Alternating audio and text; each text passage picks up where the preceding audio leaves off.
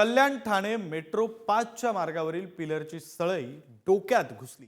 जखमी तरुणावर सध्या रुग्णालयामध्ये उपचार सुरू आहेत। तर कल्याण मेट्रो मार्गावरील नारपोली धामणकर नाका या परिसरातली ही घटना आहे। एमएमआरडीए ठेकेदारावर कारवाई करणार का असा सवाल आता उपस्थित आहे।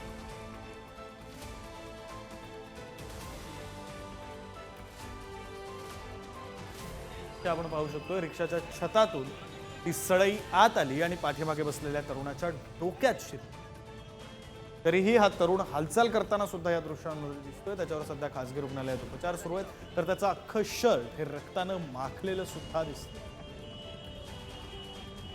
शेजारी असलेला एक्सरेचा रिपोर्ट सुद्धा आपण पाहू शकतोय। सळई कशा प्रकारे आतमध्ये शिरली आहे। मेंदूच्या कवटीच्या सुद्धा आतमध्ये ही सळई बहुतेक शिरलेली आहे असं या एक्सरे मधून लक्षात येत आहे। मेंदूच्या वर असलेली कवटी, हाडांची कवटी, त्याच्या आत ही सळई शिरलेली आहे असं एक्सरे मधून लक्षात येतंय। मात्र सध्या या तरुणावर उपचार सुरू असल्याची सुद्धा माहिती आहे। तर हा तरुण ही सळई डोक्यात शिरल्यानंतर सुद्धा हालचाल करताना आपल्याला पहिल्या दृश्यांमध्ये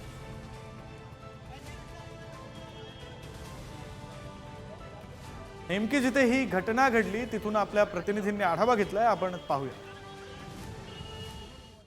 भिवंडी कल्याण ठाणे मेट्रो 5चं काम या ठिकाणी सुरू आहे। या ठिकाणी आज एक दुपारी मोठी घटना घडली आहे। या अपघातात जवळपास एक 20 वर्षीय युवकाच्या डोक्यामध्ये सळई घुसली आहे।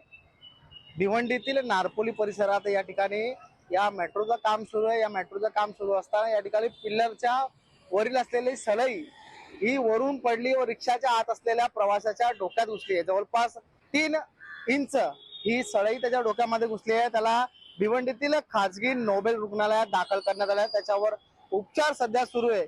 या ठिकाणी मोठ्या प्रमाणात हलगर्जीपणा या ठिकाणी या मेट्रोच्या कामासंदर्भात दिसून आला। या प्रमाणात अशाच प्रकारची एक घटना घडली असून या ठिकाणी एमएमआरडीए कडून ज्या मेट्रोचं काम सुरू आहे या मेट्रोच्या कामामध्ये हलगर्जीपणा होत असल्याने या ठिकाणी एका प्रवाशाच्या डोक्यामध्ये जवळपास 3 इंच ही सळई घुसल्याने मोठा अपघात घडला आहे।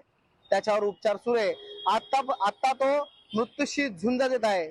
या संबंधित हलगर्जीपणा करणाऱ्या अधिकाऱ्यांवर कारवाई होणार का असा सवाल भिवंडीकर उपस्थित करत आहेत। भिवंडी मोनिश गायकवाड, पुढारी न्यूज।